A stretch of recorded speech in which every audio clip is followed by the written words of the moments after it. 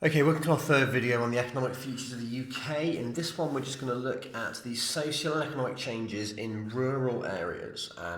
In the last 50 years, there's been enormous changes to the rural parts of the UK. Rural in this sense means the countryside. Now, these two maps here just give an overview of areas where the population is sparsely populated, and you can see you've got parts of the southwest, that's sort of around Exmoor, much of Wales, and large parts of the north of England. This map also shows the location of urban areas. So here you can see London, you can see Birmingham, sort of Manchester, Newcastle up here, Bristol and Bath down here, and the kind of more purpley colours illustrate where there's rural areas. You can see there's rural areas everywhere, but they're probably dominantly in more peripheral locations: the southwest, East Anglia, Wales, and the north. Now, in some of these rural communities or sort of countryside, population has been declining. In other places, the population has been growing. Most places where population has been declining are places where there's a lack of jobs. Now, you saw in the first video on the UK how primary industry in the UK has really decreased to only about 1% of our workforce as farming has become mechanised. Therefore, many people have found themselves out of a job in farming or mining or forestry where perhaps they would have done 50 years ago. So that's a reason for rural decline. Another reason for rural decline is the closure of a lot of the coal mines and things like that, where traditionally people would have had good jobs. Places like South Wales are an excellent example of this. However, there are other places where rural populations are increasing.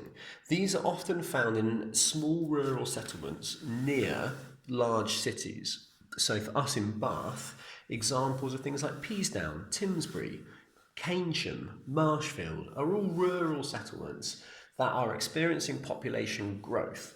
As cities like Bath and Bristol grow, people look to live in the countryside, and the countryside is often protected by green belts. And these were set up by the government several decades ago to stop urban areas sprawling. They're essentially a sort of girdle around most urban areas where you're not allowed to build houses. So therefore, cities like Bath cannot physically get bigger. Therefore, people choose to move out to rural areas. So in some places, rural areas are declining, some places, population is growing. Now, what you need to be able to do is talk about areas where the population is growing.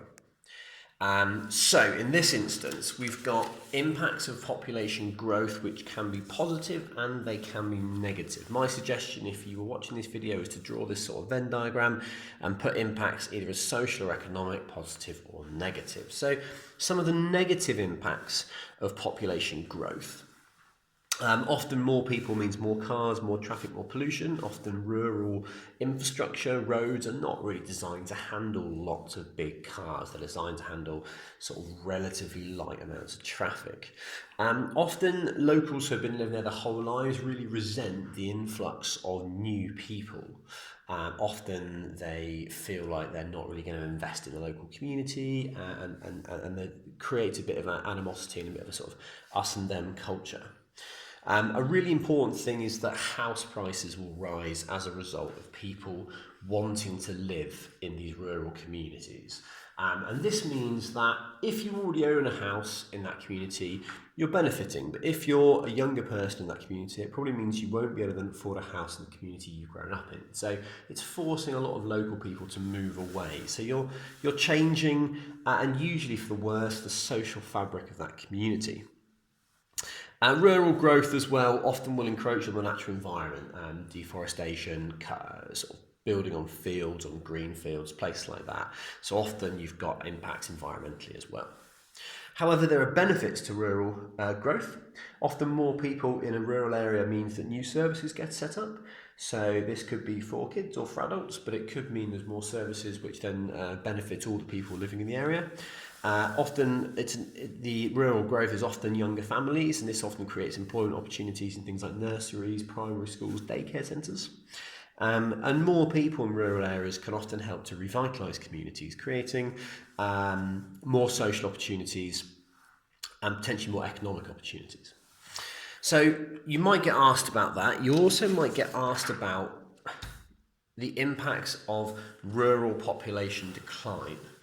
So again, places that are suffering rural population decline are often where there's traditionally lots of primary industry which is now gone. So, I would use the South Wales valleys as my example if I was asked about this. And again, you need to understand the positive and negative impacts both socially and economically. So we'll start with the negative elements. A decline in the population often means services close. If there's less people, often services can not justify staying open, so often they close down. It could be buses, it could be shops, it could be council-driven services. And often that means the people that are left are then not supported by the services they used to have, which often leads to a negative spiral. These areas can also look run down. They can become quite derelict, depressing. You often get lots of unoccupied houses, or industry that used to be there has now just been abandoned. And often it kind of creates an air of decline and run down, and often that sort of leads to the spiral. And the other big thing is that as services leave, jobs disappear.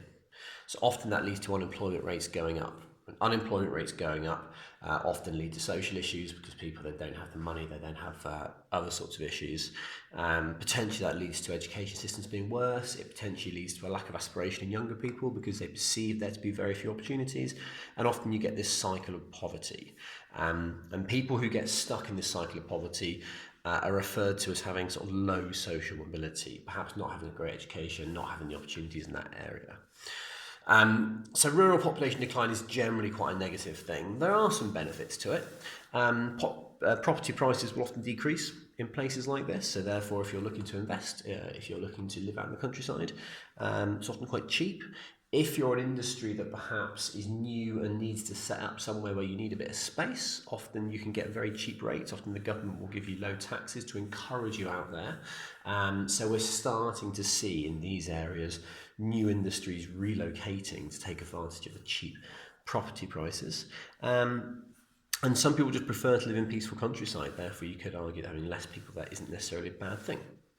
And in terms of this part of the course, the kind of questions you're going to get asked about are going to be perhaps to discuss, describe or explain the impacts of population growth or population decline. Certainly I'd be happy answering a 4 or a 6 mark question on that.